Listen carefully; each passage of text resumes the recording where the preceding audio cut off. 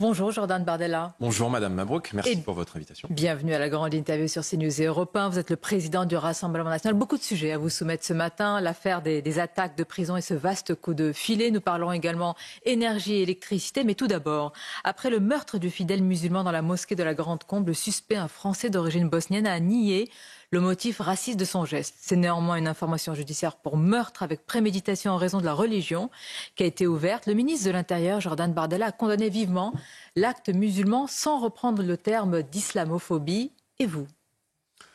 Bon, d'abord, ce qui s'est passé ce week-end dans le Gard, dans cette ville de 5000 habitants, est un drame absolu. C'est une horreur et je veux, avant toute chose et avant de rentrer dans le fond du sujet, avoir une pensée évidemment pour la famille de cet homme de 24 ans.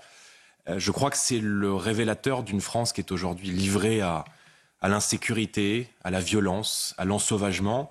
Et en définitive, les Français ont le sentiment que plus aucun territoire n'est à l'abri de cette ultra-violence et de ce déchaînement de violence qui pèse aujourd'hui sur notre pays. Il y a, y compris un lieu de culte, y compris une mosquée. Y compris un lieu de culte, 3 homicides par jour dans notre pays. C'est une augmentation de plus de 28% depuis 10 ans.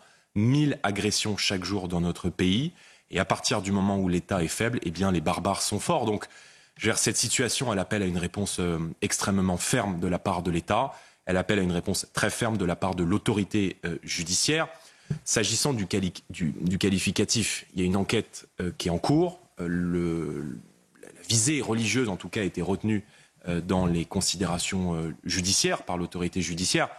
Maintenant, moi, je ne reprends pas le terme d'islamophobie parce que je crois que c'est un terme qui est utilisé en réalité par les islamistes dans notre société et notamment par les frères musulmans pour jeter des fatwas contre tous ceux qui émettent des critiques politiques, des critiques de fond à l'égard de l'idéologie islamiste qui se diffuse dans notre société. Maintenant, ces actes anti-musulmans, ils existent, ils ont été recensés, il y en a eu 154, me semble-t-il, en 2024. Il y a eu 700 actes qui ont visé des personnes ou des lieux de culte à raison de leur confession chrétienne et près de 1500 actes antisémites en 2024. Donc, je veux dire, le ministère de l'Intérieur recense cette violence. Mais est-ce que vous estimez malgré tout que ce racisme anti-musulman est sous-estimé en France ?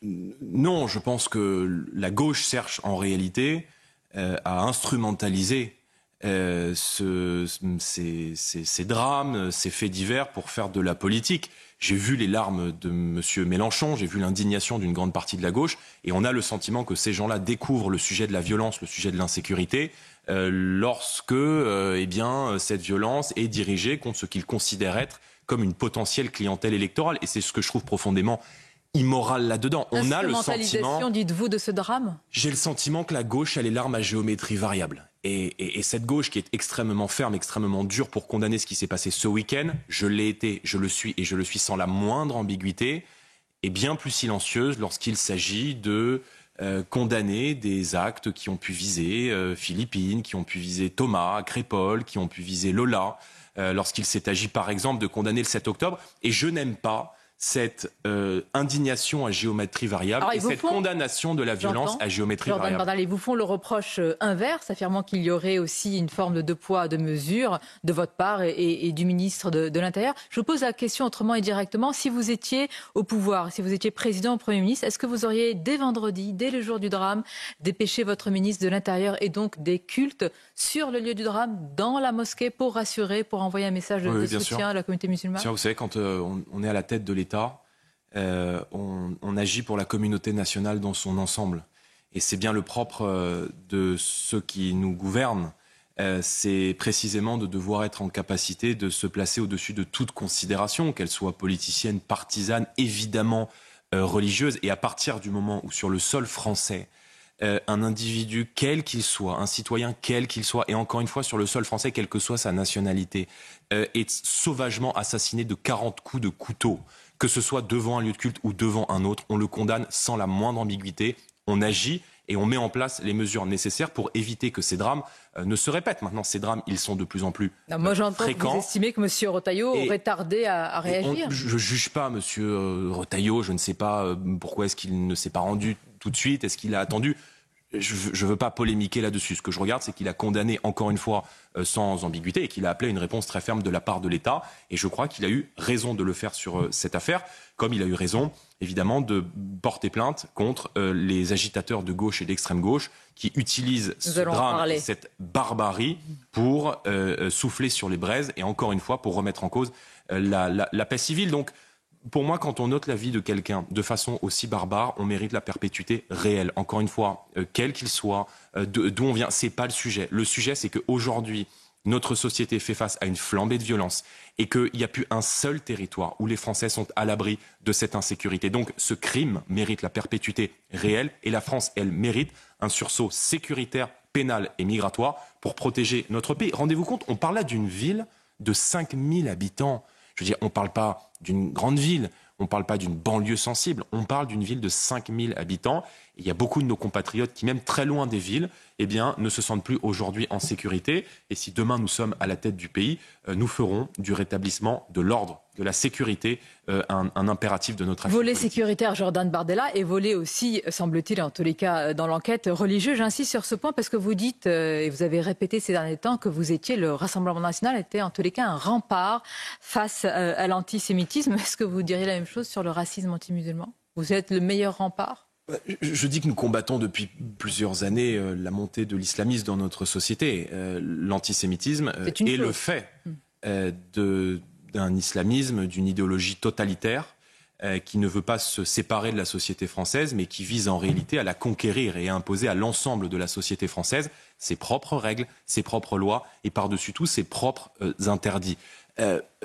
Maintenant, est-ce que vous êtes, la question c'est, est-ce que vous êtes le même rempart face à l'antisémitisme et face au racisme anti-musulman? Mais j'ai vocation et nous avons vocation à être un rempart contre toutes les formes de violence qui s'installent dans la société française. Et si demain nous sommes à la tête du pays, nous n'aurons pas la main qui tremble lorsqu'il s'agira de condamner la violence, l'insécurité, les menaces, le racisme, quel qu'il soit et d'où qu'il vienne. Et on est d'autant plus légitime à le dire lorsque nous n'avons pas la condamnation à géométrie variable.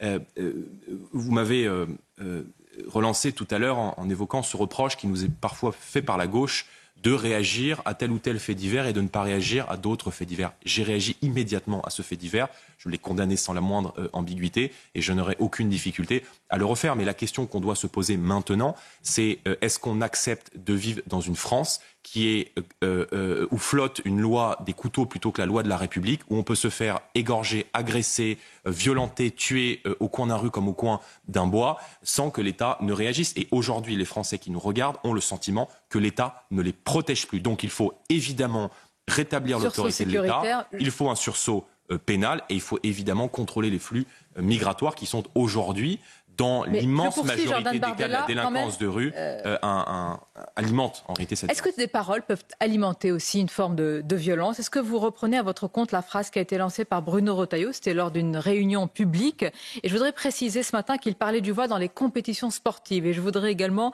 citer in extenso la phrase, il a dit « Vive le sport et donc à bas le voile ». Est-ce que vous auriez dit comme lui « à bas le voile » ? Mais c'est pas un concours de... C'est pas un concours de punchline ou un concours de discours. Non, mais c'est une signification et une portée particulière. Monsieur Retailleau, il est au pouvoir depuis plusieurs mois. On ne peut pas dire que la situation sécuritaire et migratoire de notre pays se soit améliorée. Pas ma question, monsieur Bardella. Oui, mais je veux dire, il y a les propos d'estrade et il y a la réalité des faits. Mais vous l'auriez dit ainsi, est-ce que ça peut blesser ou est-ce que c'est une réalité? Moi, je conteste et je suis opposé au port du voile.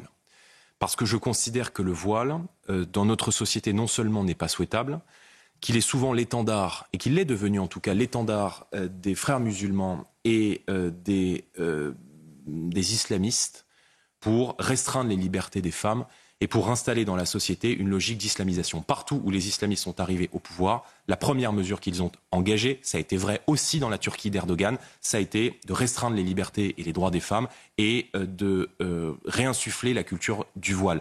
Le voile, il n'est pas souhaitable parce qu'il est pour moi une marque de discrimination entre les hommes et les femmes dans notre société. Donc, je suis opposé à titre personnel, comme beaucoup de Français, au port du voile parce que je considère que dans notre pays, la femme française, elle est libre, que nous sommes les héritiers d'une civilisation immense, d'une civilisation européenne dans laquelle la femme est l'égale de l'homme.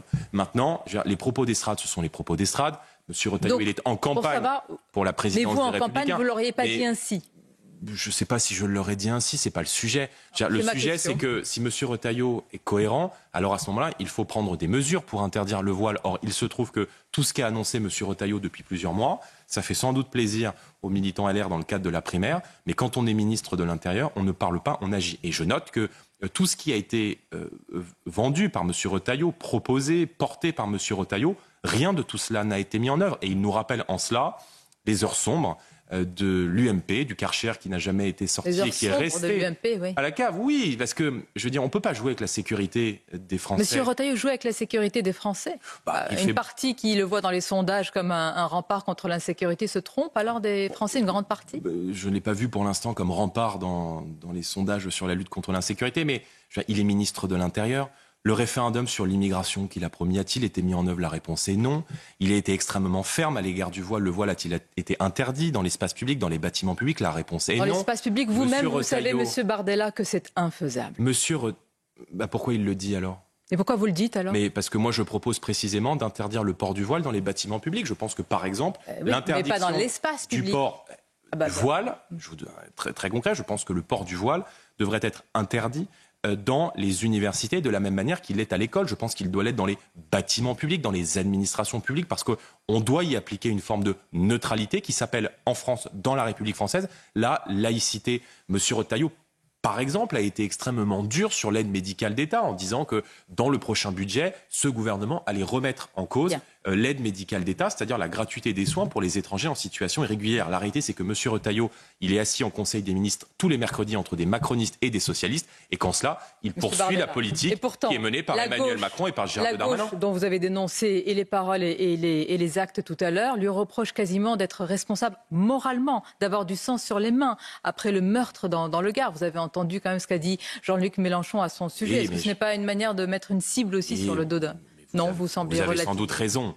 Mais pour ces gens-là et pour la gauche, tout ce qui n'est pas de gauche est d'extrême droite, fasciste, réactionnaire. Je pense que pour la gauche, même M. Glucksmann est considéré comme un militant d'extrême droite. Donc, Monsieur Guedj, je ne comprends pas. Monsieur Guedj l'est, par exemple, qui est pour le temps une figure historique du Parti socialiste. La réalité, c'est que la gauche modérée est aujourd'hui mangée par la gauche radicale et que je considère, notamment en vue de la prochaine élection présidentielle, que la gauche NUPES, que la gauche de M. Mélenchon représente la plus grande menace pour notre démocratie. Elle est une menace pour nos libertés, elle est une menace pour l'économie française et elle est par-dessus tout une menace pour la paix civile. Quand on joue en permanence sur les braises de l'antisémitisme, par exemple en expliquant qu'il est résiduel dans notre pays, pour faire plaisir, pour penser faire plaisir à des électeurs qui se trouvent en banlieue en pensant que parce qu'ils sont musulmans, ils seront par principe des soutiens du Hamas et donc des militants anti-israéliens et des militants antisémites, ça c'est extrêmement dangereux. Ça fait fi de toute logique républicaine et je considère encore une fois que ceux qui sont responsables aujourd'hui de la diffusion de ce climat dans notre société sont les macronistes. Parce qu'aux élections législatives, je n'oublierai jamais qu'Emmanuel Macron et Gabriel Attal ont retiré leurs candidats lors des dernières élections législatives pour appeler à voter pour les candidats de la France insoumise. Et donc s'il y a aujourd'hui des individus comme l'assistant parlementaire de Mme Ercilia Soudet qui appellent à des menaces et à des violences extrêmement fermes, notamment contre votre chaîne de télévision, contre M. Bolloré, par exemple contre des chefs d'entreprise, contre des partis politiques français, c'est bien parce que les macronistes ont retiré leurs candidats et ont permis à tous ces gens-là de siéger à l'Assemblée nationale, d'être embauchés comme assistants parlementaires et d'avoir aujourd'hui une place considérable sur l'ensemble des plateaux de télévision. Et ça, c'est extrêmement dangereux. Et donc, il y a effectivement des militants de la haine dans notre pays, mais il y a aussi ceux qui, à la racine, ont permis à ces militants de la haine de se retrouver dans les assemblées ou sur les plateaux télé. Et dans le même temps, Jordan Bardella, ce sont les mêmes en tous les cas au gouvernement. Je prends l'exemple de Mme Elisabeth Borne, ministre de l'Éducation nationale, qui ce matin dit que l'État va faire appel. Ce n'est pas rien de la décision de la justice administrative qui, je le rappelle en quelques mots à nos téléspectateurs et auditeurs, a rétabli les subventions du lycée Averroès, établissement qui est soupçonné fortement d'entrisme islamiste. Est-ce que là, à tout le moins, c'est une décision sans ambiguïté de faire appel? Il faut bien sûr faire appel. Je suis favorable à ce que l'Assemblée nationale vote tel que Marine Le Pen l'avait porté lors de la dernière élection présidentielle, une loi de lutte contre l'idéologie islamiste qui permettrait à la société de bannir de l'espace public par la loi les mosquées radicales, les associations politico-religieuses, les institutions qui, sous couvert d'éducation, font en réalité du prosélytisme islamiste. Ces lieux ne doivent pas être financés, ils ne doivent pas être soutenus par l'État ou par les collectivités, ils doivent être combattus, fermés par la loi dans un cadre légal.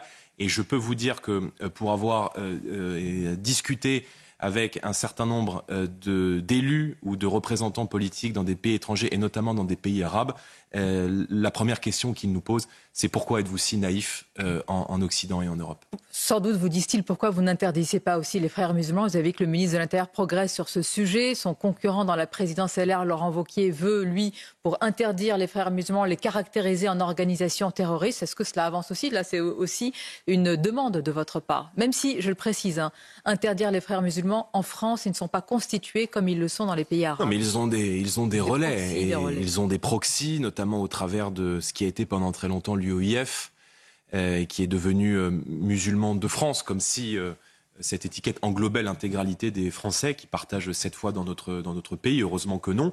Mais l'islamisme est aujourd'hui en train de gagner une bataille. Elle gagne du terrain chaque jour davantage. Elle se constitue et agit comme une cinquième colonne qui défie chaque jour davantage les lois de la République, mais qui défie aussi nos valeurs, notre culture, notre identité, notre art de vivre, l'égalité entre les hommes et les femmes. Il est anormal aujourd'hui que des pays comme le nôtre continuent cette complaisance à l'égard de cette idéologie, alors que des pays comme les Émirats arabes unis ont par exemple placé sur la liste des organisations terroristes les frères musulmans. Donc il faut évidemment dissoudre toutes les organisations politico-religieuses qui prêchent la haine de nos valeurs, de notre pays et de la République française. Et encore une fois, si demain nous sommes à la tête de l'État, nous agirons pour faire en sorte que l'islamisme recule et que la République reprenne ses droits dans beaucoup de territoires où nos compatriotes ont un peu le sentiment que l'État les a oubliés.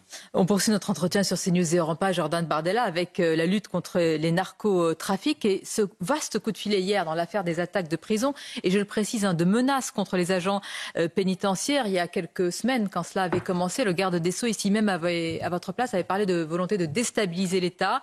Et hier, aux 20h de TF1, Gérald Darmanin s'est félicité du travail des enquêteurs et il a fait cette annonce, cette proposition de faire payer aux détenus les frais de leur incarcération. Il s'agit de rétablir cette mesure, un forfait en fait prison pour les détenus. J'imagine que vous êtes favorable. Oui, d'autant que c'est une mesure que nous avions proposée en 2022. Le coût d'un détenu est en moyenne, d'après un rapport parlementaire du Sénat, d'une centaine d'euros par détenu. Il est invraisemblable.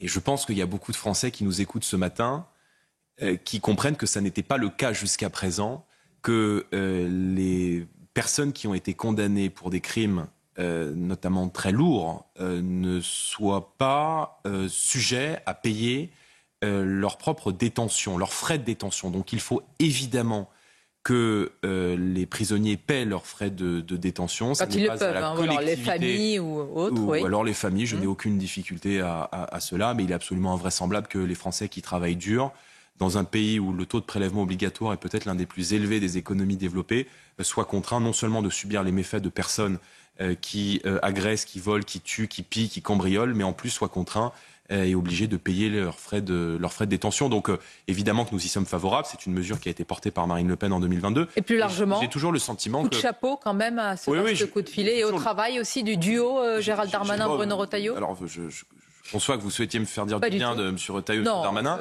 C'est pas l'objectif. Mais en revanche, ce qui est bien, ce que je reconnais, c'est que plus on s'approche des élections, et en l'occurrence l'élection présidentielle a lieu dans 2 ans, plus la boîte à idées du Rassemblement national, plus les projets de loi du Rassemblement national deviennent, deviennent très, pour le coup, très normalisés, très banals. La loi narcotrafic, c'est pas vous. Le harcèlement des points de deal, c'est pas vous. Mais madame, consentez que tous ces gens-là sont au pouvoir depuis 7 ans, que l'insécurité a explosé dans notre pays et que jamais les chiffres de l'insécurité n'ont été autant hors de contrôle, que les chiffres de l'immigration sont aujourd'hui hors de contrôle et que l'insécurité et la préservation de notre identité font partie aujourd'hui des sujets d'inquiétude majeurs de nos concitoyens. Donc on peut se réveiller à quelques mois de l'élection présidentielle en voulant faire l'inverse de ce qu'on a fait depuis 7 ans. La réalité, c'est que le temps les rattrape et sans doute les Français voient bien qu'il y a une forme de cynisme qu'a cherché ad vitam aeternam combattre le Rassemblement national pour venir reprendre les mesures que nous avons toujours portées. La réalité, c'est que nous aurons nous seuls l'autorité, l'instinct et le caractère pour porter ces mesures demain. Nous allons en parler dans quelques instants. En tout cas, le temps les a rattrapés ou nous a rattrapés sur le plan énergétique également, puisque la feuille de route énergétique pour les 10 prochaines années de la France, c'est pas rien quand même, Absolument. qui a fortement déplu à Marine Le Pen. Elle nous l'avait dit ici même, a été débattue. C'est un premier débat hier à l'Assemblée. François Bayrou a décidé de décaler le fameux décret, justement, pour cette feuille de route. Alors, tout le monde y voit une forme de ménagement pour le Rassemblement national. On va venir sur le fond du débat énergétique, mais tout d'abord sur la forme. Est-ce que la menace de la censure, en tous les cas, eu égard à ce sujet, s'éloigne un peu ? Non, elle ne s'éloigne pas, mais c'est sans doute l'objectif recherché par François Bayrou. J'aime pas trop faire la popole, la politique politicienne, mais sans doute en nous concédant ce débat sur l'énergie, qui est aujourd'hui un sujet fondamental pour des milliers de Français, mais surtout pour des millions de Français, pardonnez-moi, mais surtout pour nos chefs d'entreprise, était nécessaire. Parce que, je veux dire, ce qui sera la feuille de route énergétique de la France dans les 10 prochaines années, cette fameuse PPE, nous avons souhaité qu'il y ait un débat. Il était inconcevable que tout cela passe par décret, surtout quand on voit la catastrophe qu'ils nous ont préparée, dont même l'Académie des sciences d'ailleurs a pris position en expliquant que cette feuille de route énergétique n'avait ni queue ni tête et qu'en réalité, on continuait dans le dogmatisme vert qui vise à écarter de manière idéologique le nucléaire pour renforcer le renouvelable intermittent. Sur les 300 milliards qui sont prévus sur cette PPE, rendez-vous compte qu'on parle de 38 milliards d'euros simplement pour le raccordement des éoliennes en mer. Donc, moi, ma feuille de route énergétique, elle est extrêmement simple. C'est celle qui est portée par Marine Le Pen dans ce débat sur l'énergie. C'est le nucléaire d'abord et avant tout, les énergies renouvelables et intermittents.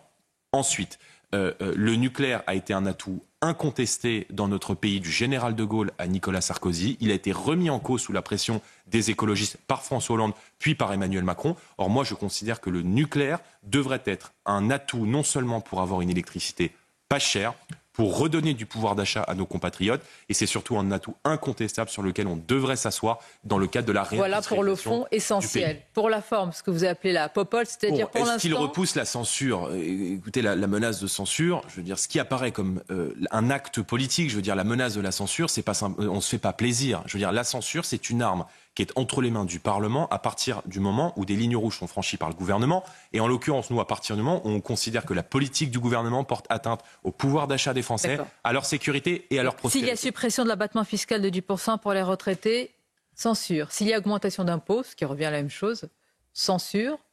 Je résume bien votre pensée. Vous me parlez du budget. Le budget sera débattu à la rentrée, à l'automne 2026. Il est certain que si ce gouvernement souhaite augmenter les impôts, j'entends parler de ce chiffre de 40 milliards d'euros d'impôts supplémentaires sur ceux qui travaillent, sur ceux qui contribuent aujourd'hui à l'effort dans notre société, il s'expose évidemment et de facto à une censure de notre part.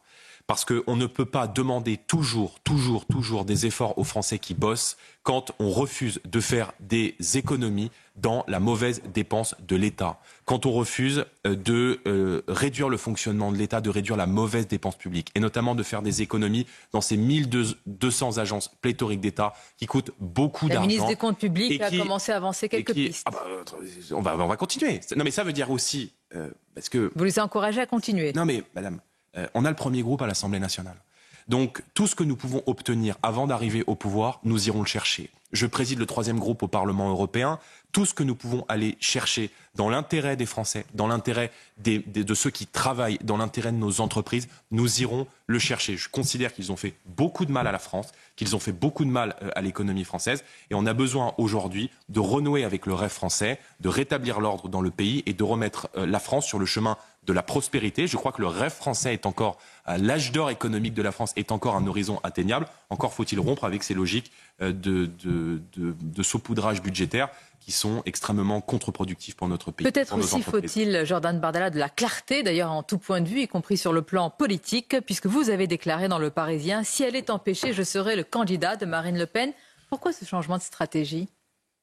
Il n'y a pas de changement de stratégie. La fois dernière, Pardonnez-moi, si je peux me permettre, la fois dernière, vous refusiez même de dénoncer une telle phrase. Madame, nous étions, la dernière fois que nous en avions parlé ensemble et que vous m'aviez interrogé sur ce sujet, c'était le lendemain de la décision du 31. Depuis, Marine Le Pen a fait appel. Elle est totalement innocente des faits qui lui sont reprochés. Et donc nous allons évidemment, et je me battrai à ses côtés, nous sommes unis, soudés, nous le resterons, et je me battrai donc, tout évidemment a été vu avec Marine Le Pen, à ses côtés pour prouver notre innocence. Je ne peux pas être plus clair que ce que j'ai dit dans Le Parisien. Ce n'est pas une décision de justice qui privera les Français, quelle qu'elle soit, de la décision, de la possibilité de se choisir des idées patriotes lors de la prochaine élection présidentielle. Donc ma position, elle est elle a très claire. évolué. Elle n'a pas évolué. Je suis le président du Rassemblement national. Je me prépare à devenir Premier ministre. Marine Le Pen se prépare à devenir présidente de la République. Nous sommes un duo, nous travaillons ensemble. Et j'ai dit de manière très simple et très claire que si Marine Le Pen devait être empêchée de se présenter à l'élection présidentielle, je pense pouvoir vous dire que je serai son candidat. Parce que, encore une fois, notre intention est de faire preuve de responsabilité et de ne pas priver les Français de la possibilité de se choisir une alternance à l'élection. Mais en vous déclarant ainsi, vous dites quoi qu'il arrive, il y aura un candidat RN. Donc si Marine Le Pen est empêchée, ça devient un non-sujet, y compris pour les juges. Il y aura un candidat RN. Mais de fait, je veux dire, c'est pas une... Il y a quelques semaines, vous refusiez de le formaliser ainsi. Donc que s'est-il passé ? De deux choses l'une. Soit vous êtes sûr que le verdict, que l'appel va aller dans le même sens que la justice en première instance, soit il y a un autre motif politique qui vous pousse au sein du RN à vous déclarer. Nous sommes des gens responsables. Et nous ne souhaitons pas prendre le risque que les 11 millions de Français qui se sont portés sur nous lors des dernières élections législatives, et que d'après les sondages, les près d'un Français sur deux qui s'apprêteraient à voter pour le Rassemblement national au second tour, l'élection présidentielle, pour Marine Le Pen en l'occurrence, soit privé d'une voix et soit privé d'une expression. La décision de justice qui a été émise contre Marine Le Pen, elle a choqué beaucoup de Français. Et donc, je veux dire, il y a comme une forme d'évidence. Je veux dire, il n'y a rien de nouveau sous le soleil dans cette déclaration. Alors, si vous êtes candidat... Qui a été d'abord concertée, je tiens à le dire, évidemment, avec Marine. Nous travaillons ensemble, main dans la main, dans une relation d'une très grande confiance. Et donc, elle est ma candidate. Elle l'a toujours été. Elle le reste. Et si demain, elle doit être empêchée, eh bien, je pense pouvoir vous dire que je serai son candidat. 3 questions, si vous pouviez répondre brièvement. Je vous prie, Jordan Bardella, puisque vous êtes candidat, si elle est empêchée, quel sera votre Premier ministre ou Première ministre ? Je ne répondrai pas à cette question. Pourquoi ? Parce que ce n'est pas le sujet. Alors, si elle est candidate, c'est vous le Premier ministre, mais si vous êtes candidat, vous, à la présidence, vous ne savez pas qui va être Premier ministre. Il serait profondément déplacé de ma part que de répondre à cette question. Nous nous préparons, nous travaillons sur notre projet, et le temps de la présentation des équipes viendra, et peut-être même d'ailleurs avant l'élection présidentielle. Ce pourrait être Marine Le Pen. Il y a encore quelques mois, j'étais le candidat du Rassemblement national. Ce pourrait être Marine Le Pen. Je ne sais pas si elle le souhaite, on en parlera, mais il serait bien indécent pour moi de répondre. Il y a une forme de gêne. Un autre candidat, Cyril Hanouna. Pas de gêne, de pudeur, de réserve et de respect à l'égard d'un calendrier judiciaire et à l'égard d'une candidate qui est aujourd'hui notre candidate naturelle. Vous n'avez pas eu beaucoup de pudeur à vous déclarer candidat à la présidentielle. Mais je ne me suis pas déclaré, madame. Je n'ai pas de pudeur. Je vous dis simplement que le Rassemblement national, si Marine Le Pen devait être empêchée, sera évidemment présent à l'élection présidentielle. Enfin, je veux dire, je pense que, en l'occurrence, ce que j'ai dit n'a surpris personne et qu'il n'y a pas grande originalité ou grande nouveauté dans cette annonce. Peut-être une nouveauté, un candidat croit savoir valeurs actuelles à la une, Cyril Hanouna, que vous connaissez pour avoir répondu à ces questions, avoir été invité à quelques reprises à son émission. Que pensez-vous de sa candidature, si elle était avérée ? Moi, je n'y crois pas. Je pense que l'élection présidentielle est devenu un chemin de croix et un parcours du combattant, que ça nécessite aussi d'avoir une forme d'enracinement dans le pays. Maintenant, Cyril Hanouna a beaucoup de talent et j'ai beaucoup de respect et d'amitié pour son travail. Vous parlez de chemin de croix pour conclure. Vous avez été présent aux funérailles du pape François. Vous êtes athée, non baptisé, ce qui n'enlève en rien une forme d'appétence à aller sur place. Qu'est-ce que ça a représenté pour vous et quel a été le moment le plus peut-être transcendant ? Ça a été un moment extrêmement fort et extrêmement prégnant pour moi. D'abord, le pape est une autorité, il est un chef d'État, mais il est une autorité religieuse, morale, une figure universelle, en l'occurrence pour 1,4 milliard de croyants dans le monde. Et je peux vous dire que me rendre sur place au Vatican, à Rome, dans ce qui a été un moment extrêmement fort, extrêmement puissant, un moment solennel, c'est aussi une déférence à notre histoire, à ce que nous sommes.